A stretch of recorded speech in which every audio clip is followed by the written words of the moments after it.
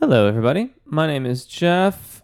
Hey, people are already writing in. Hey, Giuseppe. Hey, Mai. Good afternoon, good morning, good evening. We'll see if Gerald Ryan shows up. It'll be the middle of the night there in the Philippines. My name is Jeff. Welcome to this week's live event. This is your live event. The chat is open. So you can ask your questions or interact with your fellow people that use the channel.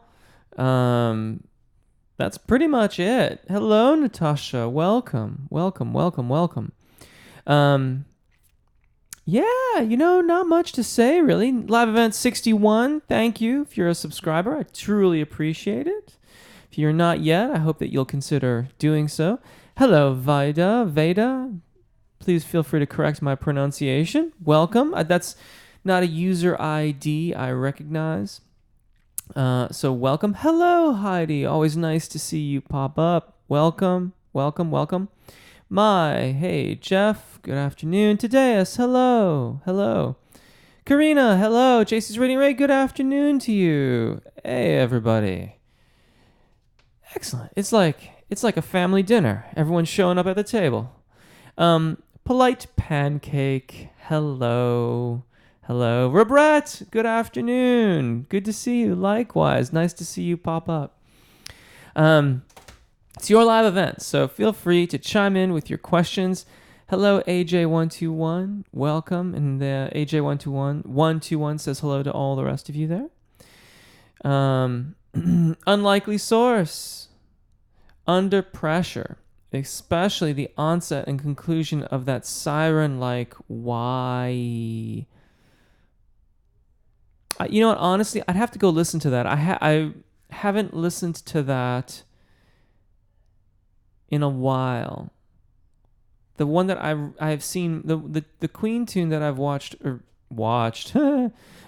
listened to most recently, is the "I Want to Be Free," where they're all they're all like in a 1950s mock-up set, dressed in drag, doing the housekeeping and stuff. Although some people are just sitting around in that.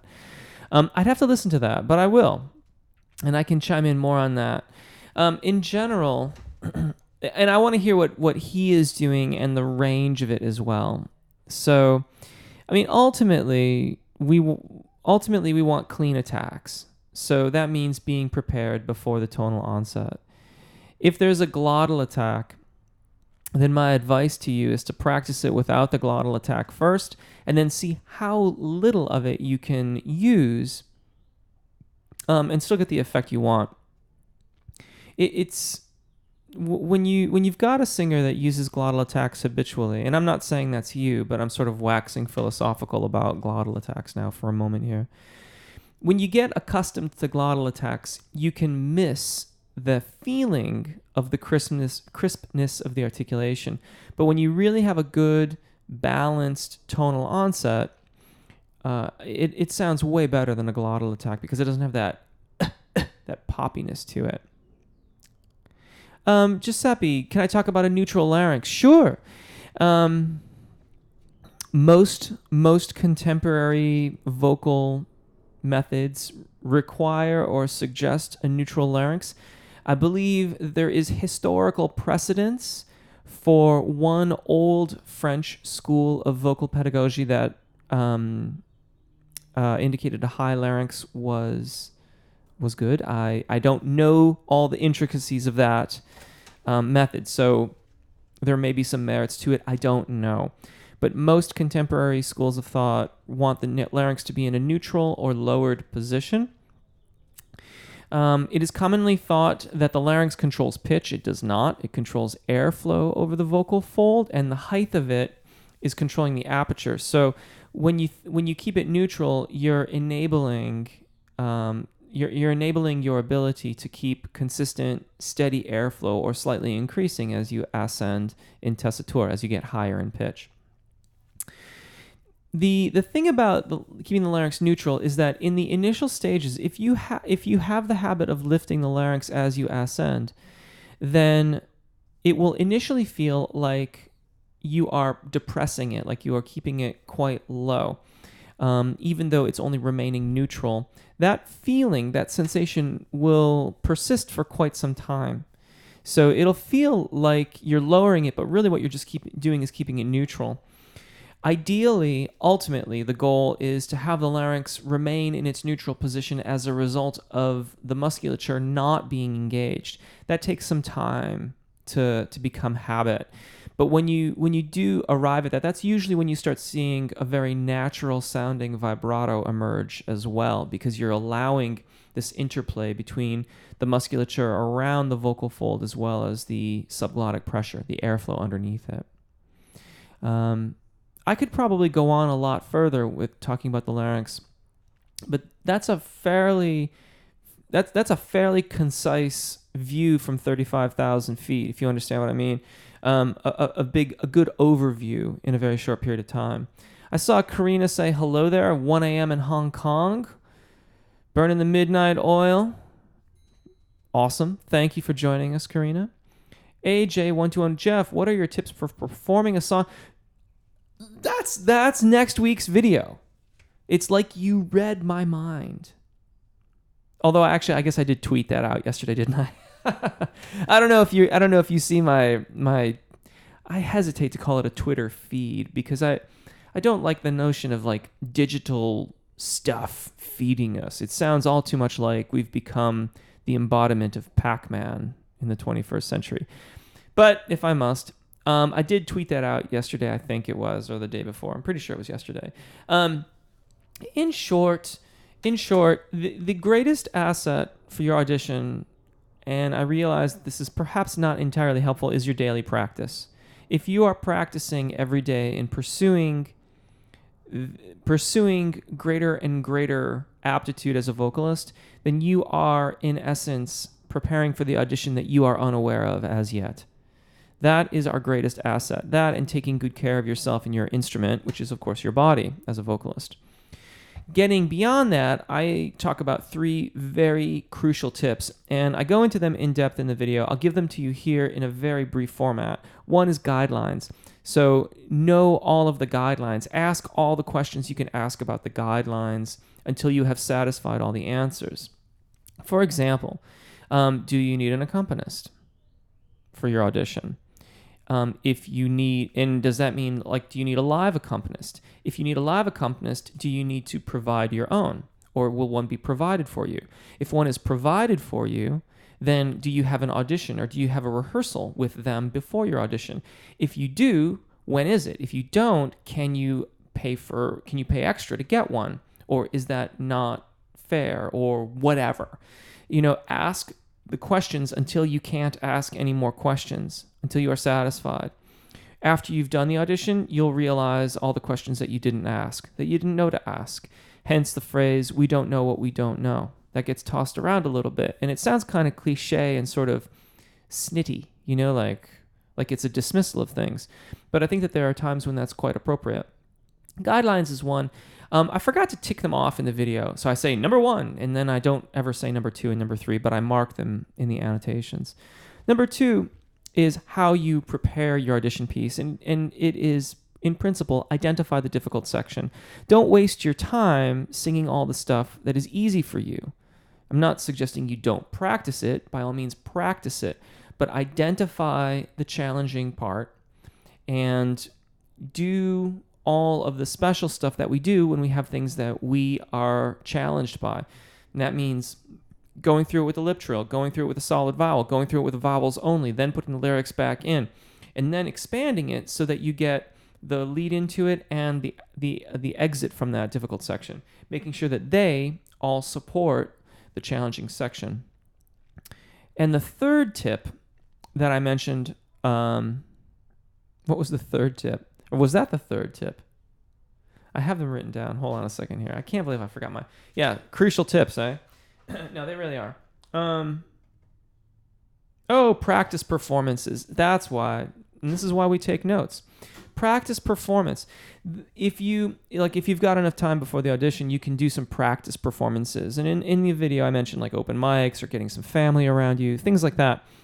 Those practice performances will help you assess your level of preparation. And if you have enough time before the audition, you can then go back and address the difficulties that you've just experienced, and then do another practice performance and do it again and do it again. And there's a few other minor points that I make in the video as well, but that's a nice summary of it. Fred, hey, great lesson Thursday. You're welcome. Fixed my audio situation. Looking forward to next week. Brilliant. I look forward to it. Veda has retracted their message today. As please do another video about releasing tongue tension. The tongue is really a problem. I will do that. In fact, that request also came in via Twitter, and I'm gonna take care of that. Not this coming week, but the following week, perhaps. I feel like I have indulged myself in a lot of quick tips, and much as I know they are appreciated, and I get it, I feel like I need to do some more warm-ups. I haven't done a lot of warm-ups in a long time, and they are a really, really big part of what this channel is about. So, but I will address that, and I can certainly do that in the context of a warm-up. Giuseppe, and also, can you talk about voce piena in testa, how to recognize it? Okay, well, voce piena in testa, and that's basically the sound of chest voice in head. And this is, I feel like this is the thing that is so often misunderstood by the casual listener when you're listening to professional vocalists. So you got a professional vocalist and they sing above the secondo passaggio and they do a good job, right? So they get like a nice this is not going to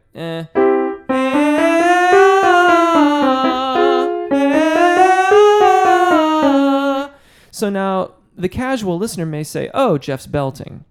There's no transition in there. He's pushing his chest voice higher and higher. No, I'm not. My secondo passaggio is right in the middle of that scale. It's right in the middle of it. If I do it poorly,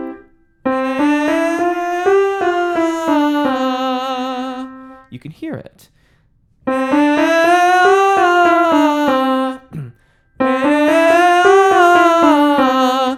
But when we learn to keep the resonances the same, when we learn to release the vocal fold, when we learn to smooth through that secondo passaggio, then we get voce piena in testa, the sound of chest voice in head. That is the internationally recognized standard of professional vocal performance. So when you listen to somebody and you think, oh, they're belting, probably not, actually. Maybe sometimes, but probably not. Particularly as they get further and further above where their secondo passaggio is, almost certainly not. And how to recognize it? Well, the things, unfortunately, a lot of how you recognize it is in what you don't hear. You don't hear poor intonation. You don't hear strain. You don't hear a stridency. It just sounds like the vocalist's chest voice keeps going and going. For the vocalist, if it's something that you yourself are practicing, I think that recognizing it comes in stages. Initially, unfortunately, is debunking all the myths that surround vocal phonation, singing above a certain point in one's range. So getting rid of the notion of the break. It's not the break. It's a transition point. We call it a registration event, or I call it the secondo passaggio. I guess I use the word the break reluctantly. Every time I say it, I kind of inwardly cringe because I don't want to be the guy reinforcing that anymore. There's nothing broken about your voice. It's a transition. We learn not to do the transition by squeezing too much and trying to push the thyroarytenoid muscles, the chest voice, to go higher and higher, when what it really wants to do is hand off some of that engagement to the cricothyroid so they can elongate the vocal fold, and then it can all vibrate that much faster, more easily. So we recognize it in ourselves in stages. First, it sounds very disconnected and hollow, and it will feel...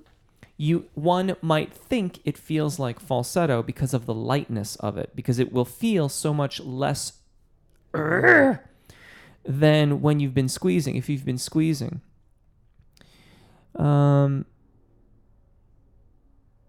the sound will sound rather interesting internally. This is where recordings are very helpful. Later on, it doesn't feel like anything at all. When I am in good shape and I sing through that area of my voice, I don't experience any kind of dramatic shift in register. It feels very smooth to me. But that's a long time of practicing and of being aware of airflow and technique and vowel formation and how they change through the zona de passaggio. I think that if I think back to when I first began to understand how all this works, I felt that transition for a very long time, including a long period where people outside of me could not hear that it was occurring, but I could still hear it internally and perceive it.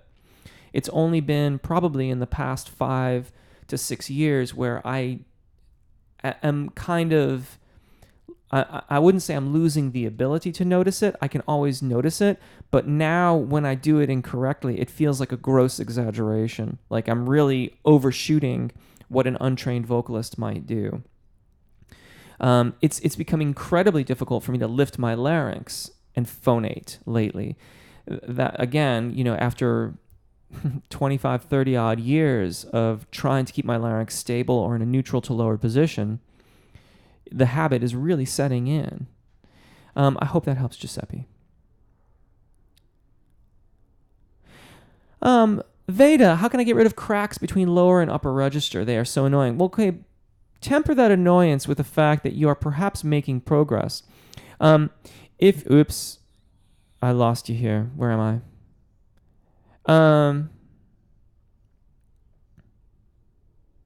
Goodness me. Here we are. Cracks in the voice are indications of imbalances. Address your airflow and address how you are adducting or closing the vocal fold during phonation. If you see, then there are cracks from imbalances. Let's see if I can do this.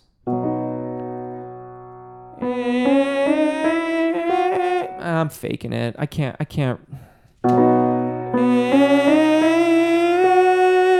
So that's just getting really, really cricothyroid dominant. And that's just sounding like it's going weak all of a sudden. I'm sorry.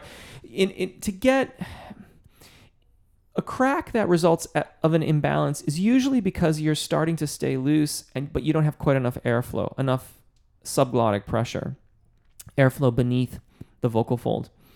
And that will kind of crack on, and you get this like partial adduction, and then it'll kind of maybe it might snap back in. And those can be indicative of your progress, which is cool. If by crack you mean you're straining, and then it all blows apart, well, you've got to reevaluate your technique. And I would suggest looking at the high note video, how to sing high notes, or how to sing over the break, or how to sing in your head voice. Those are all videos that address the technique for learning to make that shift over the secondo passaggio. So it kind of depends on what kind of breaks you're talking about here. Jerron, your lessons are helping me a lot. Thanks. You're very welcome. Thank you for joining us. Mrs. Webster, hello. Good to be here. Good to see you. Haven't seen you in a while here. Karina, have you heard about inhalare la voce breathing method, Jeff? Can you show us how to do it? Any benefits for this method? Yes. About every 4 months or so, that pops up in our live event. And each time I have to say, I've got to go and reread the information on it. It is incredibly similar to the Apagio breath management system from what I recall. I don't recall the specific differences of it. So I'll have to take a look at that and get back to you on it. Mandy, welcome. Gerald Ryan, hello. I mentioned you earlier on today. David Walsh, good afternoon. Do you classify a voice or Fach?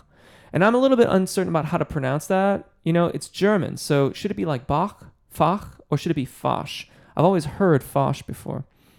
Do you classify a voice more by timbre or range? Some tenors do not sing high, and some dark voices do, it seems. Yeah, neither, really.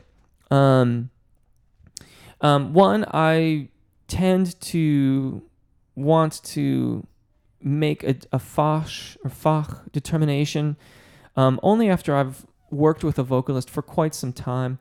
Many of the key ingredients of determining Fach, I guess I'm just gonna have to say both. Is the location of the secondo passaggio and what the vocalist's attributes are around that secondo passaggio. Keeping in mind that the difference between a lower tenor and a high baritone is, in some schools, nothing, and in others, only a half step, right? A minor second. So you have to look at all the other attributes of their voice in addition to the location of the secondo passaggio. How easily do they sing low? Where are their strong suits? How do they maintain vocalization above the secondo passaggio, or can they? What is the relative ease of strength above the secondo passaggio? All of those factors go into determining Fach. Unlikely source. Regarding conclusion, I sometimes get stuck on that or other long notes and can't seem to taper off with vibrato at the end, if that makes sense. Obviously, tension comes into play in those circumstances. Yes, you're very right. You're very, very right. And usually when a vibrato begins to abate, it's because some type of engagement is occurring or a loss of airflow is occurring, or both. So you might be trying to stop the pitch by squeezing around the vocal fold, consciously or unconsciously, or if you're making a diminuendo, you're getting softer, you may be doing that by abating the flow of air by releasing engagement in the core of the body. If you're releasing engagement, that's going to result in more vocal fold tension to maintain the pitch. So one of the things you can do is somewhat seemingly contradictory is to actually engage more when you want to sing softer. So as you're going to make your diminuendo, do so by reinvigorating your expansion and engagement of the core body muscles. Mandy, okay, this may be a weird one. Literally 2 seconds before I began my gig a few nights, I swallowed wrong and, of course, had a coughing fit. For the rest of the night, my throat was really tense and I couldn't shake it. So it was a rough gig. Any tips for when something like that happens? You know, I suffer from similar things. If I cough and I then have to sing, it can be very, very difficult. One thing that kind of helps me reset is to hum a little bit. And what I'll do, if I can, will be like the...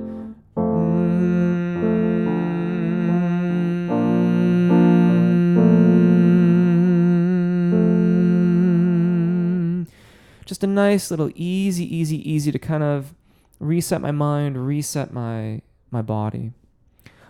Steven, aloha. Hey, I don't know that anyone's identified as being in Hawaii. Welcome. Thank you for joining us. Could you comment on soft palate positioning? Thanks for your lessons. Really cool question. Soft palate has a lot to do with resonance and resonant space in the oral cavity. And as such, different positions of that soft palate give us largely different affectations for different genres. So like if you were a folk singer, you may not use quite so much, or if you were doing like a Neil Young kind of a thing, then you might use quite a bit more lift in the soft palate, although he also has a lot of mask resonance as well.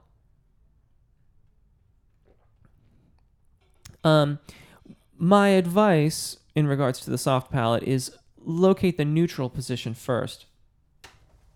Neutral is not to say lowered, but one where we can have consistent phonation throughout our range.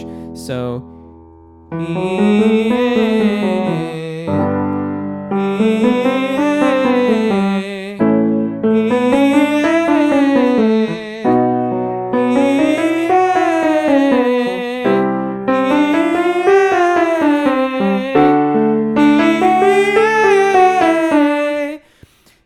that's your neutral position, and it will lift as you go higher and higher in your tessitura, in your range. And from there, once you can do that neutral position, then you may find that you want to lower it for a certain affectation or even lift it a little bit more for a different affectation. One of the ways you can become attuned to the musculature around it is the NG exercise.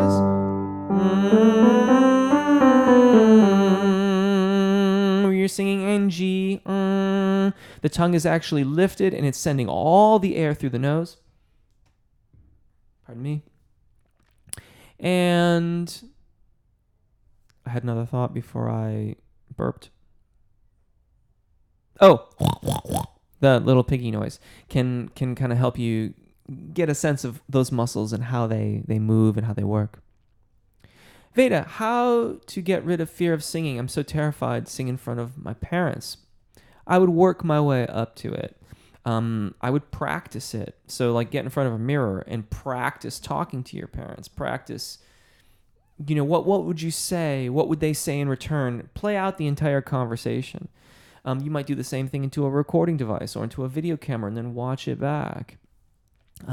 If it's just general performance that you find that you are fearful of, then those same things can serve as the first steps towards getting in front of a mic at an open mic or posting something to YouTube or, let your mind wander. You can, anything really. I think it's important that you determine what is a reasonable next step, right? So we want to make it just uncomfortable enough that it kind of pushes you in the direction that you want to go without being so uncomfortable that you're going to avoid it, or if it goes poorly, that you're just going to be turned off from continuing to pursue it in the future. It's a bit of a fine line, but just, I'm always fond of pretending. Like, okay, well, what if I do this audition? How does that, what if I pretend for a day that I'm going to do this audition? How do I feel? Notice your feelings. Notice what it feels like. Are you anxious? Do you feel like really anxious? Well, maybe you need an intermediary step there, something instead of that audition. Mrs. Webster, if you could read my mind, love, what a tale my song would tell. That's lovely. I didn't see your tweet. It really was a genuine question. Awesome. Cool. Well, that'll come out next week. JC Renray, is it possible to warm up well when one is in a location where one cannot sing as loud as one normally would? If so, how? That is rough. Not going to lie. That is a really, really rough one. Best advice I can give is to hum. Use your humming voice. And you might think about like a really open oral cavity. So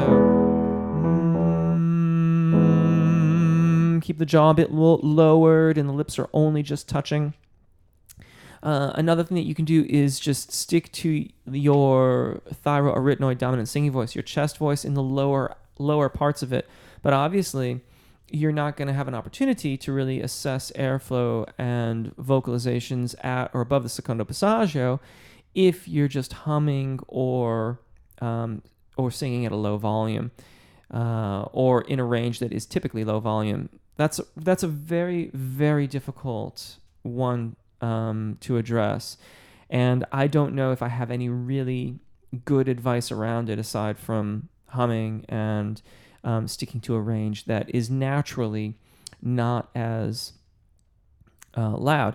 You could certainly work to warm up your body a bit more. So being cardio active, jumping jacks or running in place or things, stretching and becoming aware of your body is going to help you sing in your full voice more effectively for having made yourself physically active and aware. Veda, how many hours should I practice per day? It really varies widely, and you need to be the judge of that. The thing that I would say is that try to make 15 minutes to a half an hour of your daily practice vocalizations so that you're continuing to expand your skill set, and do that in addition to whatever music you are preparing. Gerald Ryan, thank you for chiming in. Sleep well. Sleep well. Good night to where you are. Exactly. Thank you, JC's Reading Ray at Gerald Ryan, Mrs. Webster at Veda, Altug. Hey, haven't seen you in a while, I think. Helen Pastor, hello to you. Karina Chen, how should we choose our audition songs? I talk about that. The video next week is all about auditioning, and you can get a lot of good information about auditioning in that video. I talk about it earlier on in this live event, so you can go back and review that as well. But in terms of choosing, and I go over this in depth in the video for next week. But you need to adhere to the guidelines. You need to understand the guidelines and adhere to the guidelines as closely as you possibly can. And ideally, you will have a song that is in your repertoire that you have performed many times that will fit those guidelines. If not, then you're going to have to do perhaps more performance practice to put some performance reps on that thing. But that, in short, that's what I would suggest. And you can review earlier on in our live event. It was very near the beginning that I talked a bit more in depth about this. And of course, the video next week will have a lot of information about that. Giuseppe, one last thing during the performance, in which way can we think about lyrics and technique? Well, that's a beautiful thing. Assuming that we have a daily practice, then when we're performing, we're not really thinking about technique. We practice our technique so it becomes the habitual way that we sing, right? Like the techniques in my videos and in my teaching aren't meant to be, they can be ways to fix problems, and oftentimes they're used that way, but they're meant to be done over and over and over and over and over again forever. So that the habits become ingrained. Now, admittedly, at some point, you might be able to get away with having a couple days off. But as I believe it was the great Dean Martin who said, if I skip a day of singing my scales, I notice. If I skip 2 days of singing my scales, the band notices. And if I skip 3 days of singing my scales, the audience notices. Scales are not something that we do and learn and then abandon. They are a part of our practice. They are a part of what it is to be a musician. We practice them not because we somehow arrive at perfection or that they are somehow done. We practice them because they make us better musicians. So, but again, getting back, got a little off topic there. In an ideal world, you would not be thinking about technique while you're performing. You're thinking about, what's coming up in the piece, what's your next phrase. Just you're looking ahead and performing, and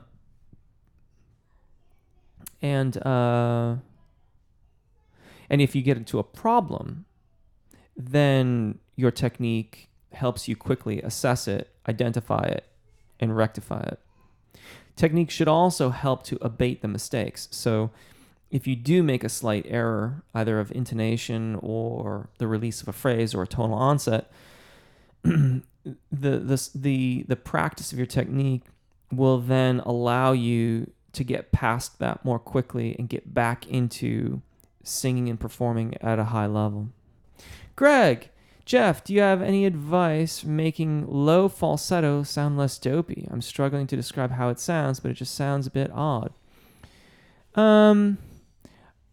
Unfortunately, it depends on how low you're talking. And I just wouldn't push it any lower than I had to. I'm wondering why you're going lower and lower and lower with it. But I'm assuming that you're going lower and lower and lower. One thing is that it may sound quite a bit more dopey in your head than it does externally. So recording yourself to have a listen and evaluating it objectively would be appropriate. But in truth, I would just cap it at a certain point and not go any lower with that particular mode of phonation.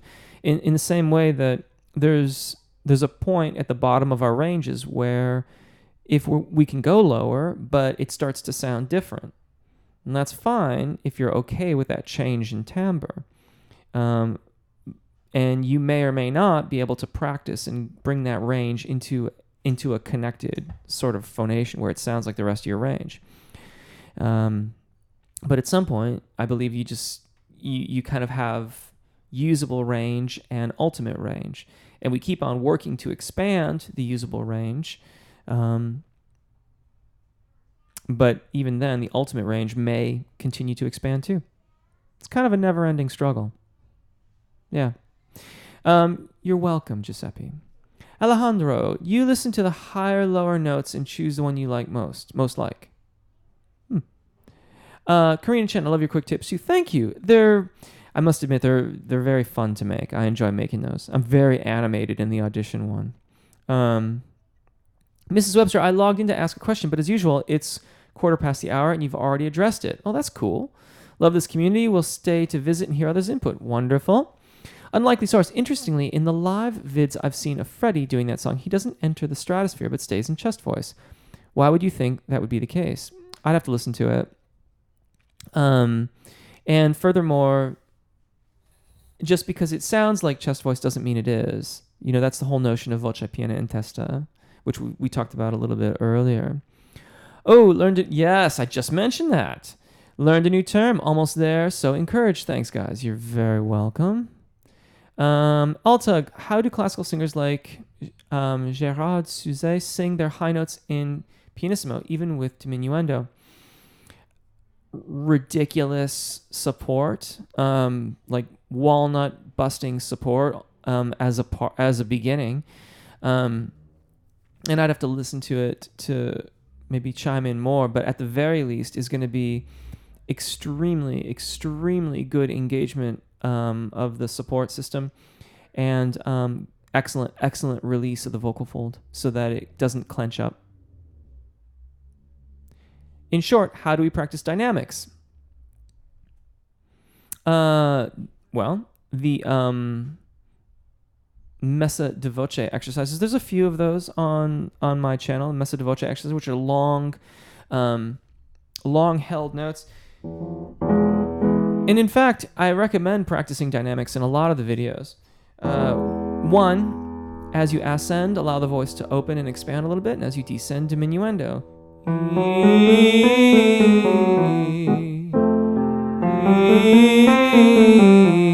Yes, in truth, the rise in tessitura has a lot to do with the increase in dynamic, and coming back down has a lot to do with diminuendo.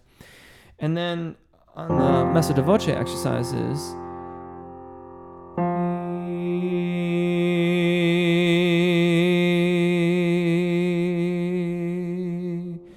and you stop it when your voice begins to change intonation or color. So if you start to lose the timbre, the even timbre, or if it changes, then you stop.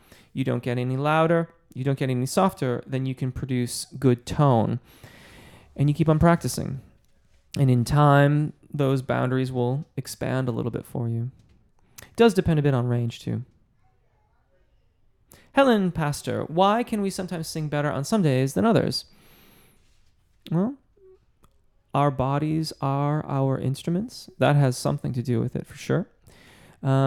Your overall technical aptitude can have something to do with that as well. So, and I think that there are levels of this as well. There's the level of I'm singing and I don't feel like I'm singing my best, but no one else can tell. And then there's the level of I'm having a good day and we're all having a good day. And then I'm having a bad day and it's obvious I'm having a bad day. And some of us still have those too. Even if in general we can have a bad day and nobody notices. That's a lot of what technique does for us, is to eliminate the ebbs and flows. So when you have little technique or little understanding of technique, there's no way objectively to account for the good days. They happen. And then when you have more technique and you can understand what your voice is doing, then you can say, today I'm having an ease of transition over my secondo passaggio, and as such, it is a good day. Whereas tomorrow, perhaps, I am not having as much ease of transition over the secondo passaggio, and as such, I am not having a very good day. Um, that is perhaps an extreme example, um, but I think that has a lot to do with it. You know, there are so many external factors on the human voice. There's only so much we can do with it. You know, as I tell this story every once in a while. I feel like I told this story last week about doing a gig at this place in San Francisco called the Cannery, and you know, it's a very sought after place to do shows. I was new, and so I was playing on a Tuesday night at like 8:00. There was literally no one there. The shops were closed. Like literally no one was there. I'm surprised I could even get power for my amp. But there I was because I was supposed to do the gig. And like the fog is blowing in and the temperature's dropping into the mid to low 40s Fahrenheit. And I'm freezing, and it's hard to sing well in those kind of conditions. It's really, really hard. And there's nothing you can do about that, but try to make the best of it. Maybe change the keys of the songs if they're going too high for you that evening. Okay, I know I'm getting behind here. I gotta try and catch up. Yes, you're right, Mrs. Webster. Lots of good questions. Alejandro, I have a really hard time trying high notes because I live with a cat and have allergies. My nose is always closed due to that. Do you have any exercise that could loosen up the nasal? Well, the NG thing can move a bit of mucus around. The hum is a good one for that. Mandy Cummins, gah, so true, Jeff. People tell me all the time they can hear the shift in my voice, but I can hear it, and I think you mean can't hear the shift. Pearls tell myself, no, it's okay. They can't hear it right. You're good. Exactly. You have to, there's a little bit of trust on this. Chris, if you've never sung in your life, but you want to and are in your 40s, how do you start? Is there a way to know if your voice is good enough to invest the time into practicing? Well, how do you start? Like anything else, I have a beginner's playlist. I would start there and start working on those vocalizations. Pick some music that you like. If you find that the range is too wide, then put it aside for another time and start with something that's a little bit narrower in range. I mean, I'm not sure if your voice is good enough to invest the time into practicing. Well, I mean, what's your goal? If your goal is to enjoy your voice and to learn something new about your body and how your voice works, how your body works to support your voice, and to have the joy of singing, which in and of itself is its own reward, I'd say that's worth the time. But if that's not your goal, or if you have some external goal, well, only you can really evaluate whether or not you wish to invest the time. But I can tell you this, whatever goals you may want or think you want beyond just singing for the pure joy of it, they will almost certainly never happen if you don't start singing. And in terms of like putting some type of judgment on your voice as to whether it's good enough or not, man, there are really, really famous people who can barely croak anything out. That is a very subjective question. And I would not be one to say how you determine those things. And I think that mostly when that has occurred in the past, it has largely been detrimental to the artists in question. So in short, you're not gonna learn to use your voice if you don't start learning to use your voice. I know that's somewhat circular logic, but my advice to you is to get started. Start using the playlist. The beginner's playlist is specifically for people that are new to singing, new to musicianship in general, and enjoy. The voice is a beautiful thing. See where it leads you. Who knows? You know, I never thought I was going to do so much teaching in my singing. I was learning to sing for a different reason. But I love teaching, and I love teaching people to sing, and I love helping people learn to unlock this amazing thing that we all carry around with us. And whatever you like enable yourself to experience of it, I think is going to be amazing. On vocal shape, I will think about that, Karina, and give that some thought. Veda, yeah, the cracks that you've tried to do, but you said that you're faking it were very similar to mine. There you go. Okay, so that's an imbalance. Okay, assess your engagement and airflow through the zona de passaggio and any pauses that may occur. Sometimes those habitually happen. We're not aware of it. And also, you might check out the vowel modification video to make sure that you've got sufficient space in the zona de passaggio. And in that weak place, exactly. Mrs. Webster, I like the German pronunciation of Fach, like Bach, but that's an opinion rather than experts say so. Say it how you prefer until corrected. We know what you mean. Thank you. I appreciate that. Cher. Hey, Jeff. I have a question. I really want to reach soprano, or as we call it, falsetto. I can reach some notes, but I want to make them stronger. Okay, so there's so much okay, so soprano is a fosh. Falsetto is a register of your voice, and then falsetto, what I call falsetto tone production, which isn't in common usage, is when people sing with a falsetto affectation in the range of their cricothyroid dominant singing voice, their head voice. So, like, if I were to sing this,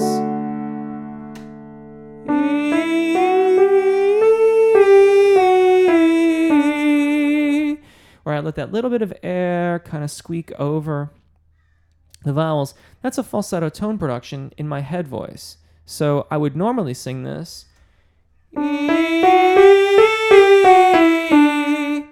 where I'm making a smooth transition over the secondo passaggio, voce piena in testa, right? There's a transition in there, but I'm smoothing it over by making sure the tones match.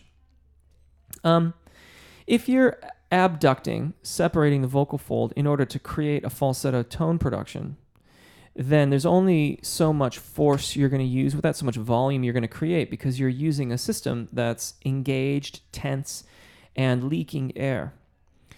If what you mean by all of that is that you want to achieve voce piena in testa, I recommend you check out How to Sing High Notes, or How to Sing in Head Voice, or How to Sing Over the Break. Those are all videos on my channel which go through the technique of learning to do the full sounding sound that I just made.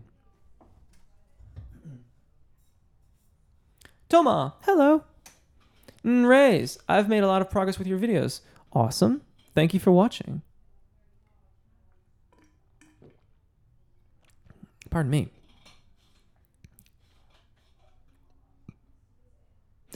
Cher, also you're inquire and want to learn how to direct. Cool. Well, first and foremost, if you don't know how to read music yet, you should definitely read music, because you're going to be able to read. You're going to need to be able to read all the parts in order to direct. It helps to learn the patterns, but unfortunately, choir directors, their beat patterns are usually rather. They're one step further on from where orchestral conductors are. Orchestral conductors seem to just mostly be swatting gnats up there. A good wind ensemble conductor will have a very discernible beat pattern and good independence of limbs. So orchestral conductors are waving a little bit more. With a wind ensemble, you'll see a definitive 1, 2, 3, 4, 1, 2, 3, 4, or 1, 2, 3, or 1, 2, 1, 2, 1, 2. Their left hand will be directing dynamics, giving cues, things like that. So if you want to learn to conduct, I would suggest you work your way through some of the like look at some videos of Frederick Fennell. He immediately comes to mind. You may also look at some videos of Larry Livingston if they're available. If you start looking at like the really, really famous conductors of orchestras, like a Michael Tilson Thomas or a Nami Yarvi or something like that, their overall conducting pattern style is going to become more about expressivity than it is about helping the orchestra function and stay together and things like that. And you want, I'm not suggesting you shouldn't go for that, but that you need the fundamentals first. You can't step up and start directing and start waving your arms all over the place. You want to have a grasp of the fundamentals. So check out Frederick Fennell. There's another guy I'm so trying to remember, and he, what's his name? I'll have to see if I can think of it. Powell is another one who comes to mind. H. Robert Reynolds, if there's any videos of him, he's good. Gary Lewis is also another conductor that I sat under for a long time. Schleicher, Donald Schleicher is another person who I always thought was an excellent conductor. That's probably a good amount to start with. In any case, I wish I could remember this one guy's name. He was amazing in that I felt like of all the people I've named, I felt like his balance of expressivity and function was just excellent. But I'll have to try and think of it, and if I think of it, I'll tweet it out there. So check in with me on Twitter. Maybe remind me in a week's time if you don't hear anything about that.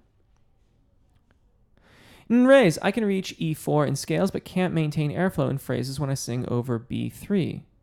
What exercises can I do? Well, I'm confused because B3, of course, would be lower than E4. And E4 is over B3, so I'm not sure what you mean by that. Heidi, if it is German, then the final sound is not SH. Yeah, thank you for chiming in, Heidi. I was wondering about that. Karina Chen, Jeff, can you comment on vowel modifications, please? I've got to go quickly here. Somewhat contested. There are those who claim that vowel modifications don't happen. I did do a video about this a while back. You might have a look at that. The main thing about vowel modifications is that you don't really want to hear them from your perspective, from the audience perspective. So if I'm here, and this is that's an E flat, so it's about a major second below my secondo passaggio, right? And that's where really you start, if I'm a bit shoddy with my technique, you'll hear them, right? So if I do an E vowel, which has the greatest amount of change,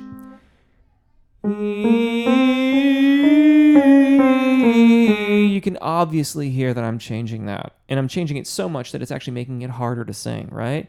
But if I'm really good about this,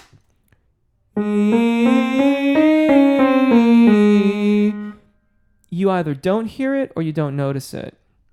If I insist that vowel not change, I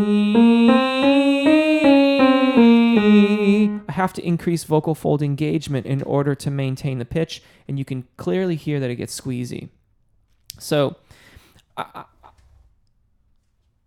can't speak to in those schools of thought where they insist that vowel modification doesn't occur. I think I'm going out on a limb here. I'm thinking that what they mean by that is they don't want to hear it. That if we're hearing the modification, then we're not balancing it correctly, and I agree with that. Okay, we can overbalance it one way or another for an affectation, but in general, we're looking for consistent, neutral sound quality throughout all the registers of our voice. That's what this channel is about, and in order to do that, the vowel has to, particularly the E vowel, has to be allowed to open ever so slightly towards like the schwa vowel or the vowel, in order for airflow to be maintained over the vocal fold, and as such, we get good release of the vocal fold, so we're not straining to get that pitch. Toma, please tell me how to maintain chord closure in chest voice. Focus on a balanced sound first and foremost, and do short exercises, like we. Then move it to he. The H is going to separate the vocal fold. It's going to challenge you to adduct it properly to sing that E vowel. If it's too squeezy, he, well, that's not right. Or if it's too breathy, he, that too is not right. You compare and contrast it between a vowel like, or a syllable like we that has a W, which helps you to adduct, versus one that challenges you, he, that's challenging you to get proper adduction. And we practice. ROF, rolling on the floor? Rolling, no. I'll have to look that up. Thanks for the pig noises. Excellent. Yeah. That's always a good one, but it helps. Natasha at Mrs. Webster. ROFL. Someone help me out with that. ROFL. Reeling or full of laughter? Probably not.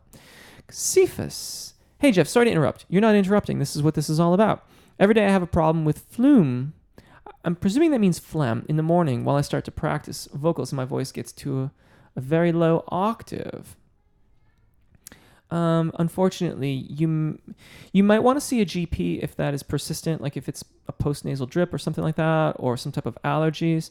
But you might just have to start warming up sooner. You may consider hydration. Hydration will help to thin that out, and that will make it go away more quickly, but it won't necessarily make it go away entirely.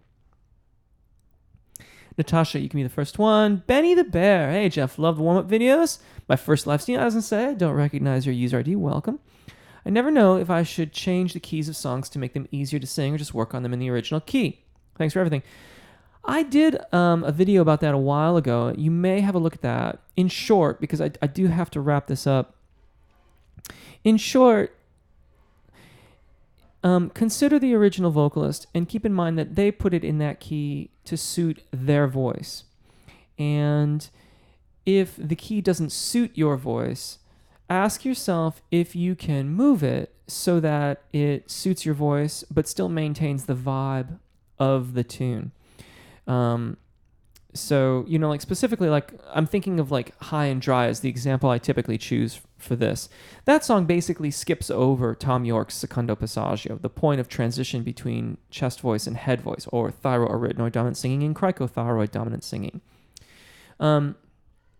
If you're a baritone, then a lot of the melody would be right on the Secondo Passaggio, which it is not for Tom York.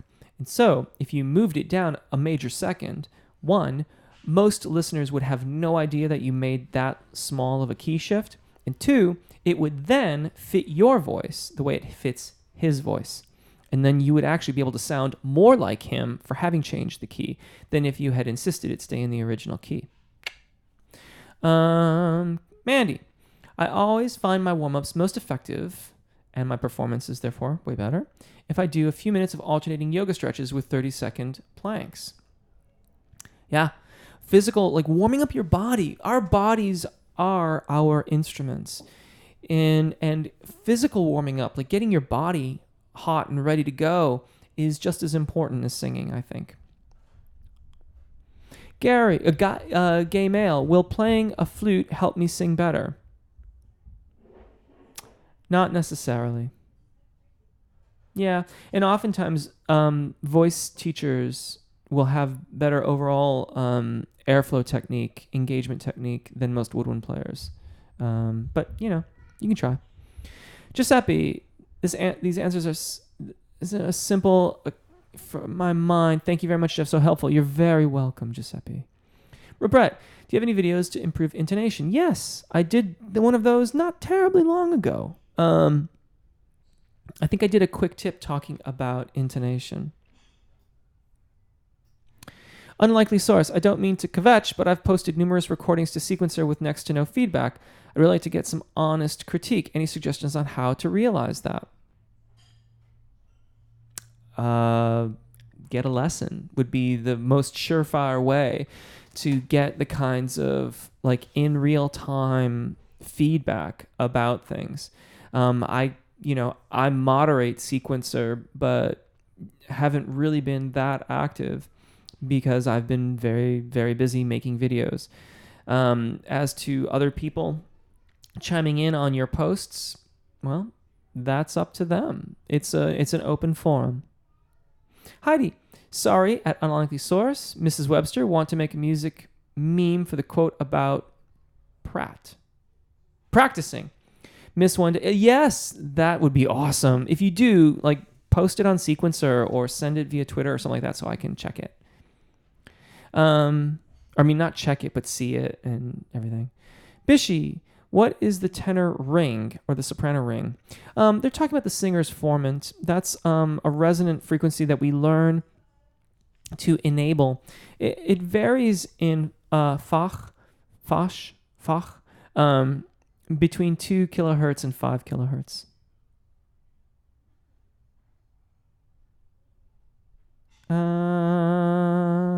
Jeff, Philippe.